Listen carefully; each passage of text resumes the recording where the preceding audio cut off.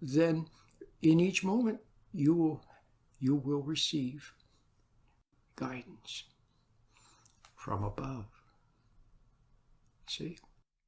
Now, it's really true. These are not just words. You will receive guidance from above. Some of you have tasted of it in your life.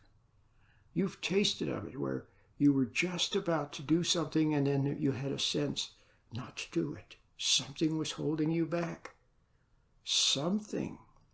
And so you didn't do it and you were safe. Later you found out that the people who did it, something terrible happened. You see what I mean? So there was that. Then other times you're about ready to get involved in something with somebody and then you see something. Some little thing. A little thing you see. It's not quite right.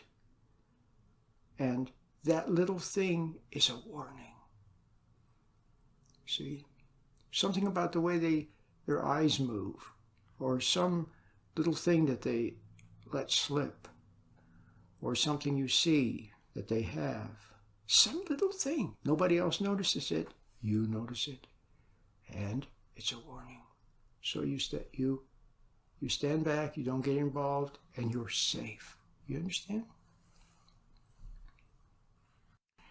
So it's very delicate. But how are you going to... So you need to have that kind of delicate guidance. It guides you which way to turn, whether to say yes or no, and what to say in those delicate moments with your family. See, that's what you need. So as you can tell, to have that, to be close to your intuition, and to be ready to follow it. See, if you're lost in your thoughts, you're not ready to follow those delicate promptings from intuition. If you're emotional, see, what is emotional but entanglement? Being sucked into something, pulled into something, overwhelmed by something, troubled by something. It gets inside. When you become emotional, it gets inside. It forms a memory, and then you think about it. See? And what do you do when you're emotional? You say the wrong thing or do the wrong thing. You always do. Guaranteed. You'll say the wrong thing or do the wrong thing whenever there's any emotion. Or it'll be false.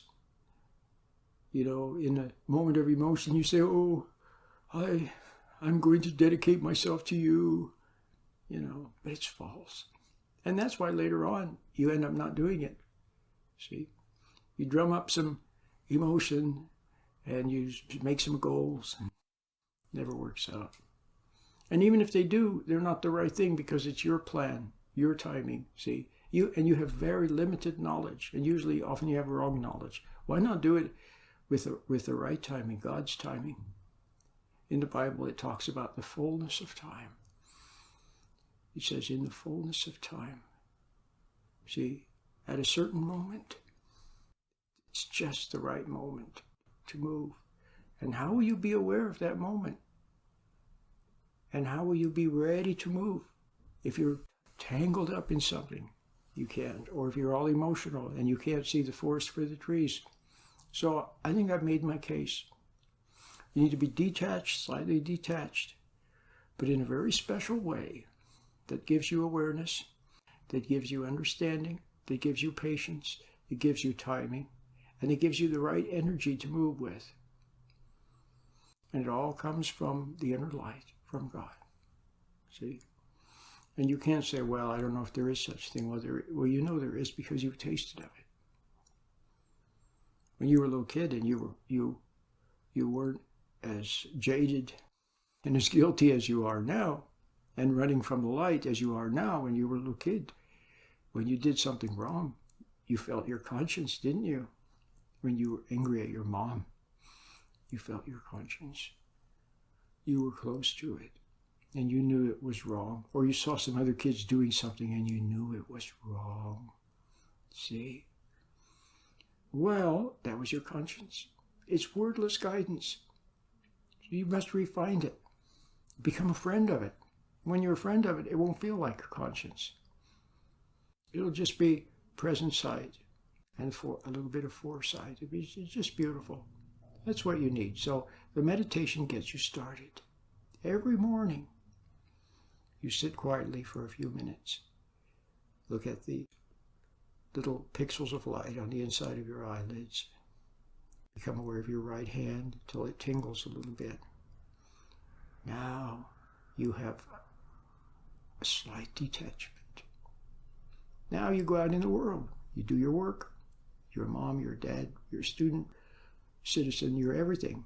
And you have recreation, and you work, and you do things. But you have that very pleasant thing accompanying you. And what it is, that thing accompanying you is your closeness to the intuition, to the inner light from God. You're close to heaven. You bring a little bit of heaven with you. Some people bring hell with them, don't they? Some people, there's nothing but trouble, turmoil, awful things that they bring. And some people fall into that stuff. They fall into it. Why is this happening? Why? Well, see, they fell into the wrong place, in the wrong dimension. They have the wrong dimension around them. And why? Well, they made some kind of mistake, like being angry all the time, or being resentful, or doubting what they know in their heart, doubting their intuition. See? So wouldn't it make sense to start off today with a little meditation so that you're close to that little bit of heaven around, and then walk with it and walk in it, and bring that brightness, bring that light with you.